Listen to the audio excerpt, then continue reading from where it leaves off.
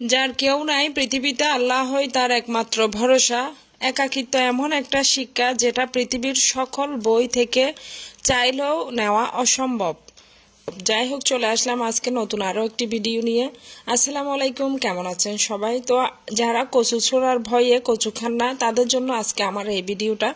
আমিও কিন্তু কচু ছোলার ভয়ে একদম কচু খেতে পারি না। তো ভাবলাম যে না, এখন আমি যেভাবে খাই সবার জন্য একটু করে হলেও নিয়ে আসি এবং সবার উপকারও আসতে পারে। যদিও কম বেশি সবাই আমরা জানি, তারপর আমারটা আমি শেয়ার করে নিলাম। তো এইভাবে কিন্তু কচুগুলাকে একটু সিদ্ধতে দিলেই কিন্তু আপনি এক হাতে, আমি দেখেন এক হাতে ক্যামেরা নিয়েছি আর এক হাতে কিন্তু একটু একটু করে চুলে ফেলতেছি। তো এদিকে ভাটা মাছ নিয়েছি, আরো অনেক রান্না বান্না। আজকে কেন রান্না বান্না হচ্ছে ভিডিওটা পুরো দেখলে বুঝতে পারবেন। ভিডিওটা করা হয়েছিল ডিসেম্বর মাসে, তখন অনেক দূরের উপরে ছিলাম, একদম মনে হয় না আমি দুপা একত্রে করে কোথাও বসতে পারছি, শুধু দূরের উপর দূর।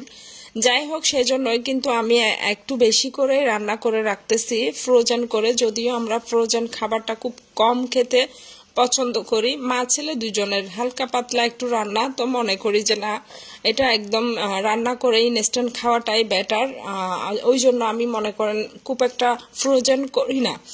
তো যাই হোক, আমি একটা একটা করে রান্নাগুলো সব করে নিচ্ছি। আর এই রান্নাগুলো আমি ফ্রোজেন করব, কারণ হচ্ছে আমি অনেকগুলা রান্না করে ফেলতেছি। কারণ সকাল দুপুর বিকাল আমার এমন একটা টাইম নাই যে টাইম আমাকে বের হতে হচ্ছে না। কেন, কি জন্য, কি হয়েছে, একে একে করে সব শেয়ার করব।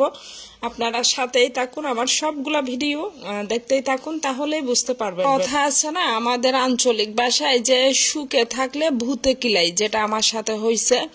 তো এটাই আর কি, একে একে করেই শেয়ার করব। কারণ হচ্ছে এগুলা আসলে কি বলবো, এগুলা আমার সাথে কিছু এমন এমন ঘটনা ঘটে গিয়েছে যেটা আসলে আমি কখনোই ভাবি নাই এবং কখনোই আসলে আমার ভাবনার বাইরে ছিল আর কি। তো এদিকে লাউ রান্না করা ছিল। বেলা থেকে এতটুকু বয়স পর্যন্ত কখনোই না কারো কথাই কখনো আমি মানে খুব একটা নির্ভরশীল হই না আর কি। নিজের বুদ্ধি, নিজের বুদ্ধিমত্তা সবকিছু দিয়েই চলি। নিজে যেটা প্রশ্ন করি নিজের কাছে, যেই উত্তরটা পাই সেটা নিয়ে আমি চলি।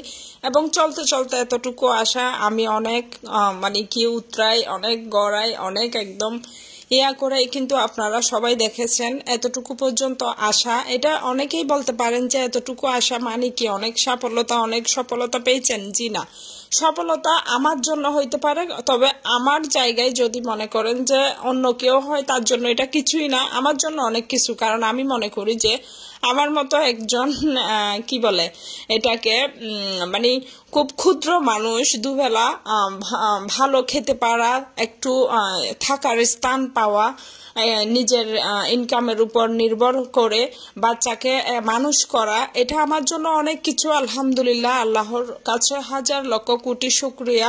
আবার অনেকের জন্য হতে পারে এটা অনেক তুচ্ছ কিছু বা তুচ্ছ কোনো বিষয়, সেটা নিয়ে আসলে আমি বলতে চাচ্ছি না। আমার জন্য আলহামদুলিল্লাহ, কারণ আমি অনেক মানে অনেক কষ্ট করেছি, অনেক কষ্ট করেই এতটুকুতে এসেছি। তো হঠাৎ করে যে কোনো মানুষের কথার উপর ডিপেন্ড করে তার উপরে একদম অনেকটা নির্ভর করা, এটা আসলে উচিত না। যেটা আমি আমার যেইটুকু বয়স এখন আমার হচ্ছে, এইটুকু বয়স থেকে এটাই আমার মনে হয় প্রথম কোনো অভিজ্ঞতা যে কারো উপর নির্ভর করে এতটুকু আসলে কি বলো ওইটাকে ডিসিশন নেওয়া বা পরামর্শ করে কোনো একটা ডিসিশনে পা দিয়ে দেওয়া বা ওটা নিয়ে একদম ইয়া করে ফেলা কখনোই উচিত না। এটা আমি সবার জন্য একটা মেসেজ হিসেবে দিব যে নিজের বুদ্ধি চলেন, নিজের কে নিজে প্রশ্ন করেন, তারপরেই কিন্তু একদিন, 2 দিন, 3 দিন, 4 দিন, 5 দিন, 7 দিন ভাবেন, তারপরেই কিন্তু কোনো ডিসিশন নেন।